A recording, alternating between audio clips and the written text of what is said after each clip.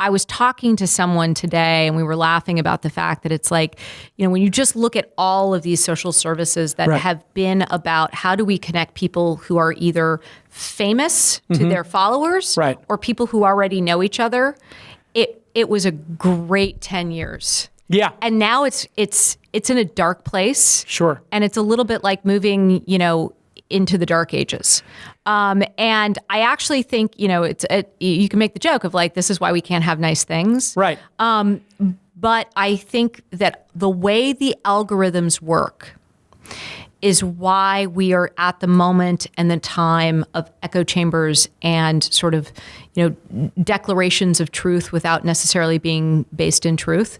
And I think that what the world requires is new connections and new ways of connecting. And so I look at Twitter, I look at Facebook, I look at Instagram, I look at the different services, and I think generally speaking, the public square is going to start morphing into private conversations. It does feel that way, right? Like the rise of Snapchat is a direct reaction to the openness of Twitter and Facebook, and I think it's also the reality that that's actually how people are used to interacting. Like as we're talking, it's very easy to forget that this is going to be captured and with us forever. Yeah, disseminated forever. And so one of the things that I actually think has happened in the last few years is, there was always the expectation that real identity or verified users would prevent the kind of level of dialogue that is currently, we're now comfortable with, like being able to like call people out as liars and have lots of things said that may or may not have any basis in truth. I also think you look at the fact that like, go look at a comment section on LinkedIn today. Yeah. It is a very confrontational, polarized type of environment. And that's with your professional identity. Right. So I think actually what's happening is the way that we interact and are comfortable in the real world, the walls between the public sphere and how we're used to thinking about this is going to be with us forever, that ephemeral sense of like, oh, I can just say whatever digitally in the way that we can say whatever to close friends or people we know in fleeting moments in the real world. They're all the same now. Right. So, I don't think anybody should be comfortable with where we're at right now.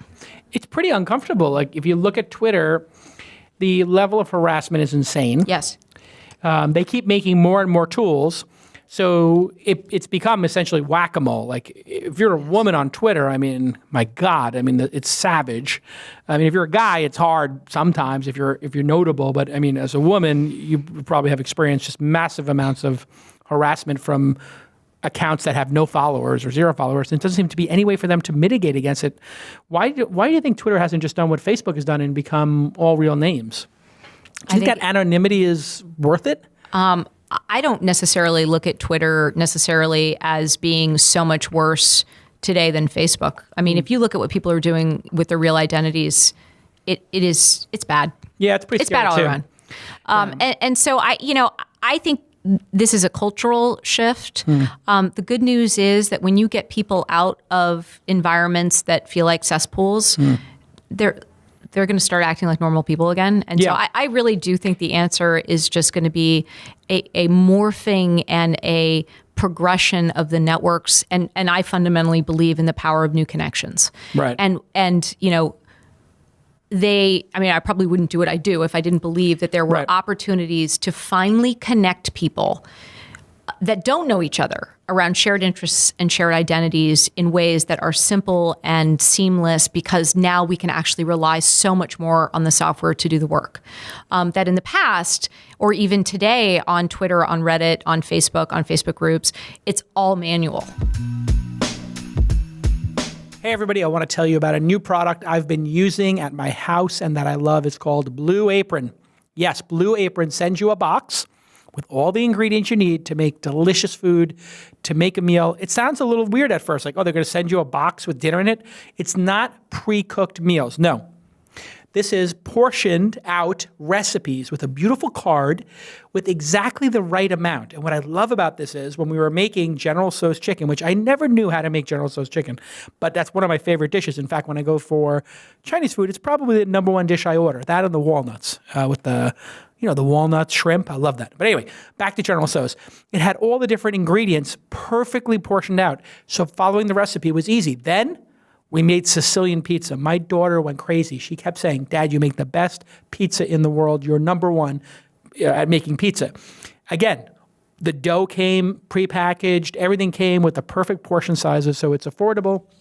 There's a ton of variety. It's super flexible. It's easy, and they have a freshness guarantee. If you ever have any problems, they just solve your problems. You know how these direct-to-consumer products work.